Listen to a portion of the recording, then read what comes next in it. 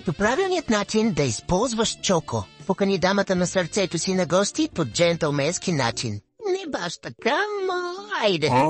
Сета. Създай романтична атмосфера в стаята, в която очакваш да се случат нещата. Това ли ти е романтиката? Какво?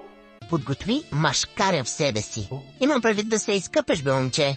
Ох, дано мацката да има сен на хрема и носа и да е запушен. Тя е тук. Посрещня любезно. Влизай, отворено е! Казах посрещня любезно. Абе, тъпа ли си, не мога да разбера. Покажи романтичната обстановка. Седи булка. Предразположи, де. Хубаво, нали? Знаеш ли какво съм ти вземал да видиш? Да. Чоко. Тя видях шоколада. Да, бе, сега ти е момента.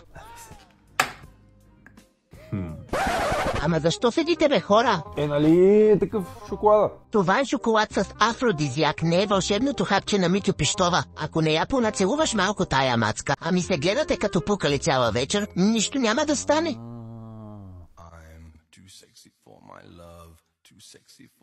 Как е, а? Харесва ли ви? Така си и мислех.